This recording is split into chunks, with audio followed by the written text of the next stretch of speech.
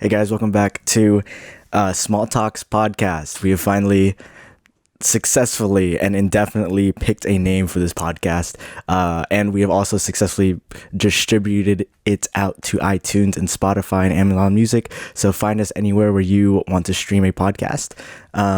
We will be putting out episodes every week. Hopefully it'll get shorter, maybe like every 2 weeks or every 2 days or every 3 days or something like that. But like, subscribe, follow us, do the thing that you want to do. Back to the episode. Let me paint the picture of where I'm recording from right now. If it sounds weird in here, I don't think it should. But I spent the past couple weeks moving from my old apartment in College Station to my childhood home in San Antonio. There's a reason why I did that, and all that stuff, and we can get to that in another podcast. But everything is like sprawled out in my room. I don't think you can see it in the video. You can probably see my shelf and other stuff, but you can't really see what's on the ground and everything. My desk is set up, and like all my furniture is accomplished. It's built, and so that was just a lot of work that was happening. While I wasn't posting this podcast or developing the other projects that I was creating. But today I want to talk about creating an idea and also developing an idea. For the past couple weeks, while I was not posting or thinking of content to create for this podcast, I was just moving. I was moving, catching up with friends, doing work for other clients, like photography work, obviously. But I had this podcast idea in the back of my mind the whole time. And while I was doing that, I was consuming art. I was scrolling through social media. I was playing games on my downtime. Like, I was doing a lot of stuff that didn't involve my own podcast, but I still had the idea of how can I make this better? What can I talk about? What are some guests I can invite on here? Stuff that involved my podcast, but I wasn't necessarily doing anything in the back of my mind, at least, that actually directly was bettering my podcast or, improving this idea. But that is also a creative method too, I think. When I was just starting out in A&M trying to decide my major, I was confronted with professors and other older people who were creating projects of their own, that were doing studio work or just doing other things in life that they wanted to do. And they said the most creation that they've gotten is from not actually doing the creative thing that they wanted to do. Some of the ideas that developed in their projects developed because they were in the middle of playing a game, or they're in the middle of doing something else. They got their idea inspiration from what they were doing in life, not essentially creating anything at their desk. So I feel like the entire idea of this is, if you are creating something, you should just step away from your desk. Let me talk about a project that's coming up that I'm looking around right now. Here it is. Okay. Let me talk about a project that has been in the back of my mind. I have never known how to bring it to life, and I think this podcast will be the start of it, actually. As a photographer, I love creating stories from the images that I take. I even like trying to make photo essays from prompts or from concepts, and taking photos to create that story. Step by step, you learn the emotions, the feeling, maybe even like the lore behind each image. And those collection of photos created into a photo essay would tell the story of something, right? And so I could never figure out how I could actually tell that without being on camera and saying it. And I mean, I'm doing it right now, which is going to suck because I thought I could develop this a little bit more. But the idea came from Logan Paul. came from a famous influencer who has this NFT project called 99 Originals. And it was probably the coolest way I've ever seen someone talk about a photo. Okay, let me rephrase that. It's probably the coolest way anyone on the internet has talked about a photo and then shared it, because the style that he did it, the aesthetic, the way he shared his Polaroid was just fantastic. It was done in such a good way. Didn't bash anybody, didn't do anything other than show the story of what the photo was, and then he created it into an NFT, which he sold, which these photos will not be NFTs. They'll just be ways that I share the story behind the process of creating this photo. Now, to know the start of this project, you kind of have to know when I started shooting film. The first film, or the first Polaroid I've ever taken, was in 2016. I think a friend had like the old Polaroids, and I was just ecstatic to see that she took the photo and then it printed out immediately. And I was like, I've always seen that in movies or in TV shows, but I never even thought about like trying to buy one or thinking of where to get one at all. And I was like, oh man, that's really cool. And then after high school, I graduated and got a really good job in College Station while I was still doing school, and I'd saved up to actually buy first buy a digital camera, because I was really interested in DSLRs. And then later, around my junior year or so, I actually bought my first Instax Fujifilm camera. Instant film, but it's still film. It's one shot and then it prints out, and then I have that memory forever. So in 2018 was when I bought my first Instax film camera, and then I took that camera along with my DSLR to a study abroad trip to Germany. 2018 was the first time I bought a film camera. It was also the first time I traveled overseas by myself for about a week. And then after that first week, I met up with my study abroad group and then had a study abroad program that lasted for about 2.5 months in Germany. Really great. Loved the country.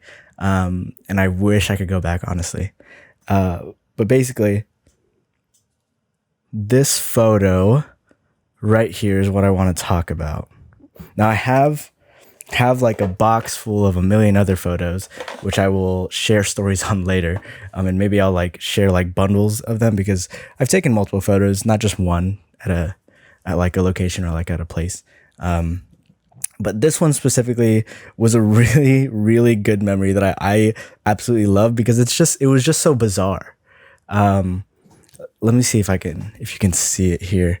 If you're looking on the YouTube video, you'll be able to see the Polaroid itself, but essentially it is of two people sitting on a street corner, and they have a bucket out in front of them. They're street performing, but one has a horse mask on with it's not a xylophone. I forgot what it's called. It's a handheld. It has keyboards, and then you like expand your arms and then compress your arms to like to get air in, and then the air going out actually, or both ways of expanding and like gathering air and expelling air make noise, and then the keyboard changes the notes. I forgot what it's called.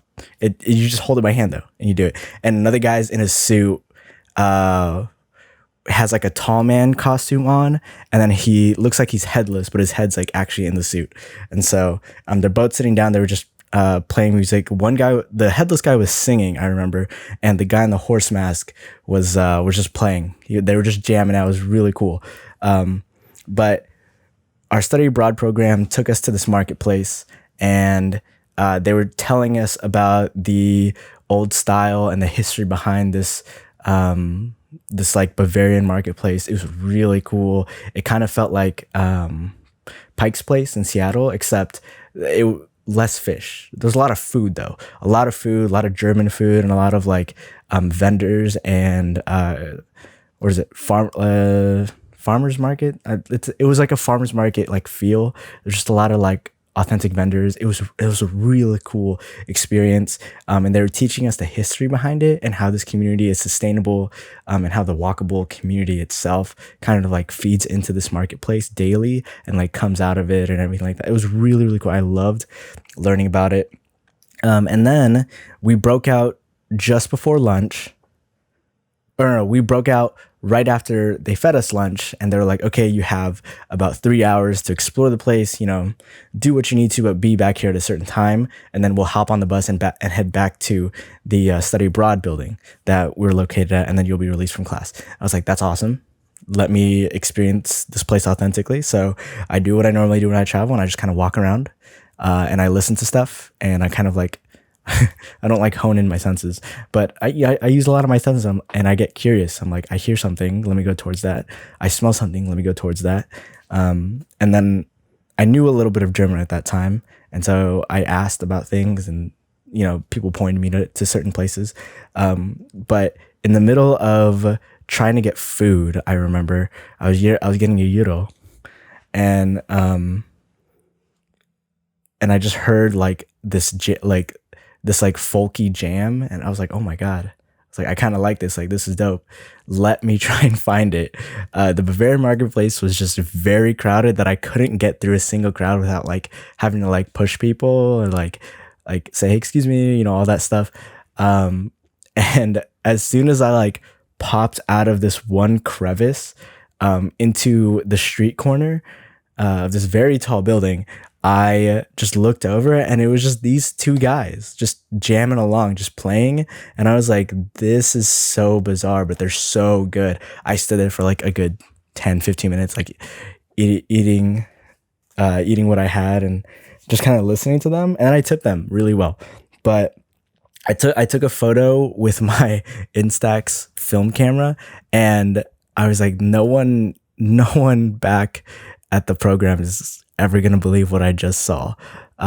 And like an hour later, when I met up with everyone else, I like showed them the photo. I was like, guys, look at this. This is crazy. Like, this guy in like a horse mask, just like playing folk music, and like this other guy was just like singing and like jamming. Like, they were like street performing. And then they looked at me and they're like, we've never seen that before. Like, we're here at the market. We were exploring like you, and we've never seen that. And I was like, no way you didn't see that. They're playing so loud. And I think we passed by that that corner again with everybody. And I swear I thought they probably thought I was lying, because they weren't there anymore. Like, how bizarre is that, But it's probably one of my favorite memories actually from that time. And I just love this photo. I love the way it's like structured, and the way that these two were just like jamming out, playing, and how candid it all feels. But that is the Bavarian Marketplace Munich photo that I took in 2018. Gosh, I want to go back so badly. But I guess circling back to the idea of developing a project and creating is, you can gather your inspiration and your knowledge from anywhere. When you try and create something original, it's not essentially original, because you've heard of, or you've experienced, or you've listened to something similar, but now you're just putting your own spin to it, right? And that spin attracts the kind of crowd that you want to intake, or that you want to have as a fan base. And hopefully I gather like a photography crowd or something, or like a creative crowd.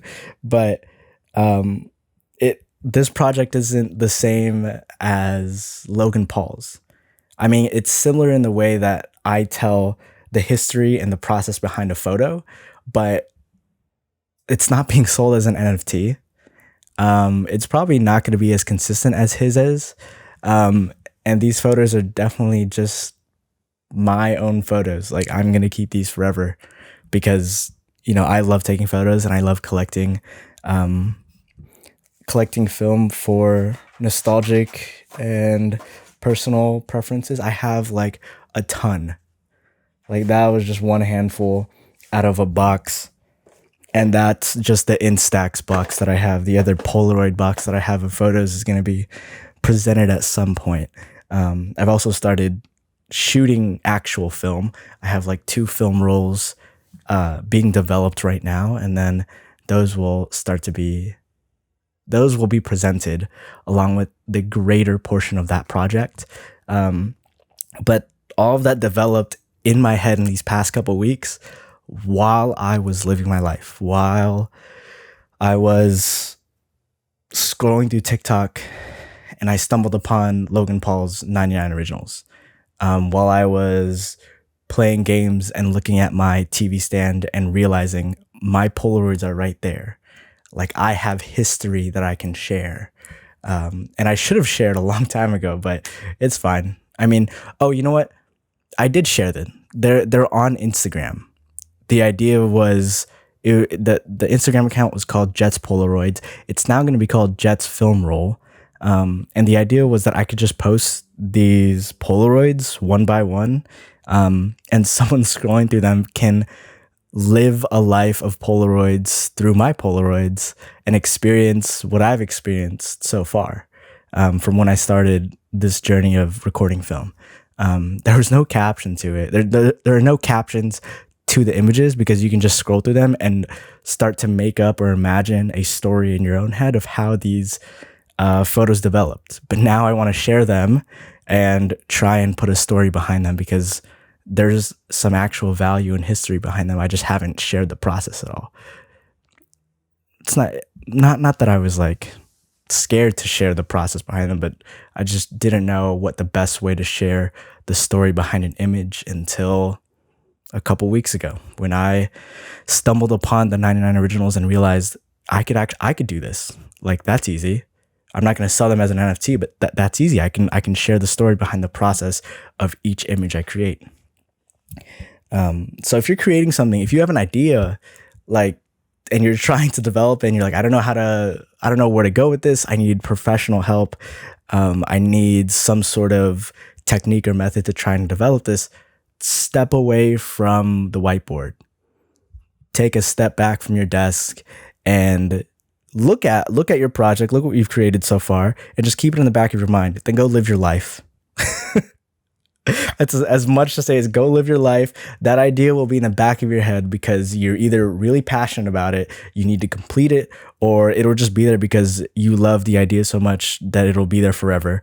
And then while you're living your life, ideas will start to come to you. You don't need to form ideas yourself when organically your creativity will start forming these ideas and these sub creations all from the stuff that's in the back of your mind, the stuff that you put on your desk that you want to work on, but you've stepped away from for just a little bit, you know? A portion of your day doesn't have to be creating and finishing the project. I think I've always honored the idea of living a well enough life, of having all of my scales in balance from my personal life to my business life to my creative life, have all those scales in balance that I spend time in each one while also doing them at the same time. I was creating ideas. I still am creating ideas. There's stuff in the back of my head that I don't know how to finish yet, and I'm still trying to figure out how to finish, but I'm going to live my personal life. I'm going to do my business, and I'm still going to be creative all while doing all that stuff. And then when I get back to that idea, to the desk, to the whiteboard, I'm going to have so much more inspiration and knowledge that I'm just going to slap onto there and then look at all of it and then start mapping out how I'm going to develop every single thing that was in the back of my mind. That's how this podcast is being created right now. It's just a personal journey for me, and then I start getting ideas from the life that I live and the people that I meet. It was small talks first, or small talk creative first, and then I was like, it's a little bit more personal. So maybe Jet 4 podcast is great, but now I'm thinking small talks is just the perfect name for it. And that developed from asking other people, from living my life and thinking about that idea while it sat in the back of my mind, but also doing all of my personal things that I need to do. So when you're creating an idea, don't stress so much.